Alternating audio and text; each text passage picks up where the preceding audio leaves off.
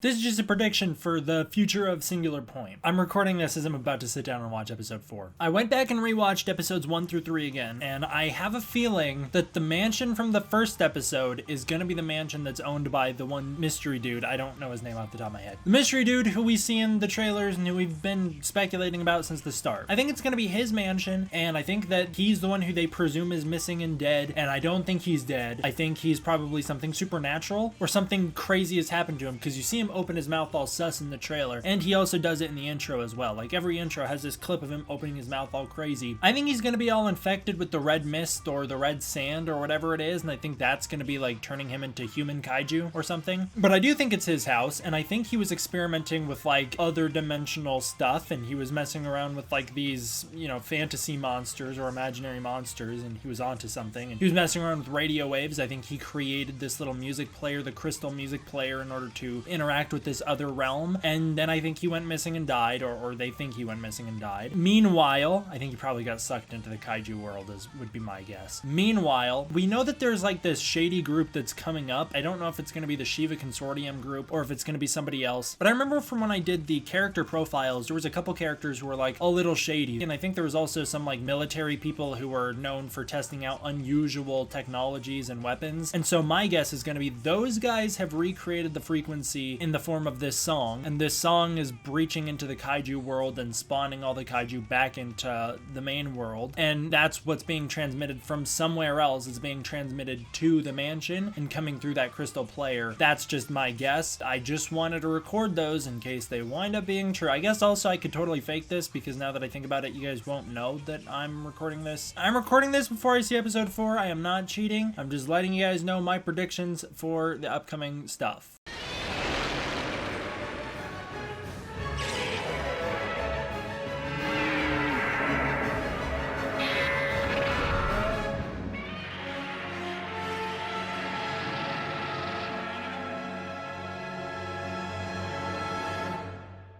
What's up, everybody? D-Man back. Welcome to a brand new video, and today we're going to be doing my review for Godzilla Singular Point episode 4, this one titled Gadabout. So I feel I should just like mention that these are unscripted reviews. They're just my first reactions to the episodes. I record these after I watch the episodes. This one's kind of a special exception. I didn't take any notes on it because I tried to enjoy the show and that would just ruin it for me. But you guys know I watch the episode once through normally without subtitles, and then I watch it through with subtitles. I had to watch this one many times. I've seen this episode like 4 times before I'm reviewing it because this is a dense episode. Also, I realize that I never say spoiler warning at the start of these. Spoiler warning. This is a dense episode, and I have a feeling the American fan base isn't going to embrace it.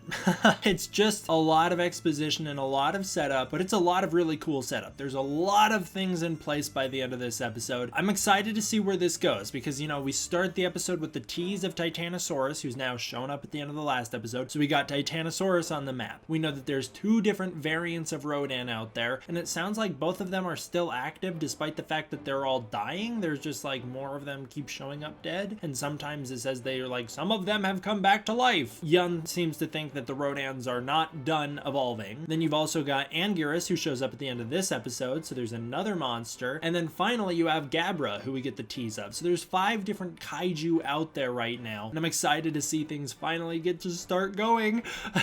Speaking of the evolution thing, it's an interesting angle. We first saw this kind of deal in Shin Godzilla. Does it surprise me Toho's continuing down that path? Not at all. Shin Godzilla was a massive success, and so it makes complete sense to me that they would keep following up on the ideas presented in that movie. What that means for this is now we got Rodan, who evolves from a pretty, I would assume, historically accurate version of Rodan. That's probably what he would look like in the real world. You know, that's probably scientifically accurate, or at least the most scientifically accurate Rodan we've ever gotten. And now we have a new variant of Rodan. I also liked how the episode kind of pokes fun at the different designs, saying that people prefer the new design better, but they kind of come to the conclusion that they aren't birds or pterodons, they're actually sea life.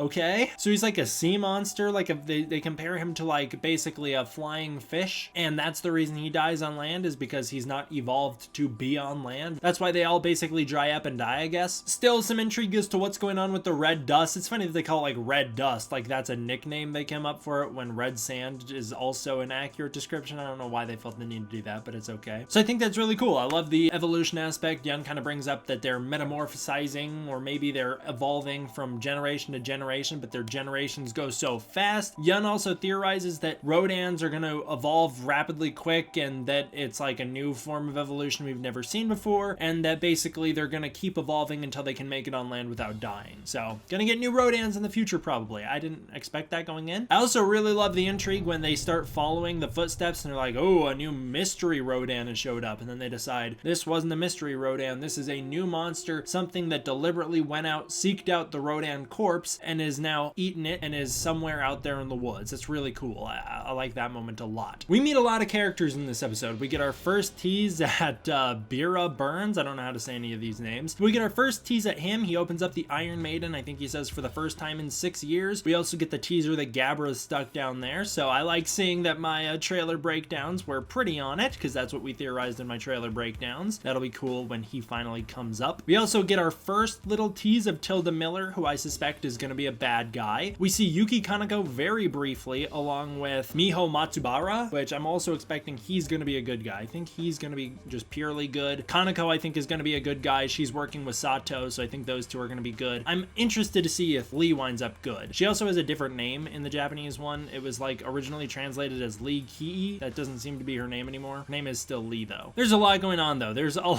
lot of plot lines in motion. We've pretty much met all the characters that we were told we were going to meet, so we're pretty good to go there. Everybody's shown up now. Michael Steffens, or Stevens, has shown up as well. We've met everybody. I really enjoyed seeing Tachihiro Kai play around a little more in this episode. I think he's like really cool. I don't know why. I love the look. I think the design is awesome. I love the way he dresses. I would 100% dress like this. If somebody could find me the exact cosplay, I would dress like this guy all the time. I think he's got a great look, and I also really like his personality. I like how he kind of grills the scientist at the start of the episode, and I like seeing him kind of jumping around, being a little crazy and a little eccentric while doing his reporting thing. I think he's going to turn out to be a very good guy and very helpful, but I really like him. May's quest in this episode is a little less interesting to me. Her and Pero are trying to solve this riddle that Yun sent. Basically, they come to the conclusion it's Yun's riddle. It's like a weird translation thing. It's a little confusing. Basically, they solve the riddle and the answer is something along the lines of like, solve the riddle. You have to solve the riddle. There is no answer. The answer is that you have to solve the riddle, because Yun's trying to point out we don't know what archetype is. Archetype's the thing that they're trying to understand. It's this new element, and basically Yun is trying to point out we have no idea what archetype is. We have to solve that riddle. He's pointing out that it's kind of an impossible paradox that archetype exists. You know, it's like archetype's here, but it couldn't be here because it shouldn't exist. It breaks the laws of physics. Somebody had to discover it, but there's no way they could have discovered it without it already existing. How does it exist? We don't know. My theory is that time travel is going to be involved somehow, because not only did it just seem right with the name being Singular Point, but also May points out in this episode that archetype has the ability to bend time, and specifically light. It can refract light from the future. There's a moment when they set up this little square prism of these archetype things, and it beams this light back and forth until the intensity grows so much that they explode, even though no new light is being added to the archetype. And then May figures out that it's pulling light from the future into the past. So yeah, I have a feeling that maybe archetype is going to wind up in the past because it's going to get there from the future. I also think it's going to play into the Ashihara guy. I think he's going to have discovered archetype somehow and sent it back in time. These are just crazy theories of mine that I have though. But yeah, basically this episode just involves Yun and Havel investigating the Rodans. They also meet Sato. It's good to see those two storylines intersect. Mai and Yun apparently do know who they're texting. They do know each other, and they know who's on the other line. Or at least May, I keep saying her name wrong. May knows that Yun is the one she's texting. I don't know if Yun knows that he's texting May. I also think it's kind of funny. Yun is currently on a mission out in the jungle, but he stops to have a full-on texting conversation with May. But I did like seeing them meet Sato, and I also liked seeing Tachihiro Kai finally involve himself in the main story. Meanwhile, May goes to Dubai, and she hangs out with a new group of people who have created the Shiva Consortium. We also have an answer to the previous question. The Rodans were responding to the song. They were not creating it, they were simply responding to the song. And Yun, when him and Havel were driving around picking up that other frequency, they were picking up the frequency of the Rodans, thinking it was the song, but now they know that they're two different frequencies, and that's the deal. There's a lot of mystery and intrigue as to the Godzilla skeleton, and I'm very, very, very interested to see where that goes. I really like how Sato's pretty freaked out by it, and I also love the way Yun manipulates him into giving up the secret of this giant skeleton under the ground of Misakioku. I think is really smart. I think Yun is super cool. I always like intelligent characters. I think they're awesome. My favorite thing about that though is like the cool 3D effect they put on when they go into the Godzilla tunnel.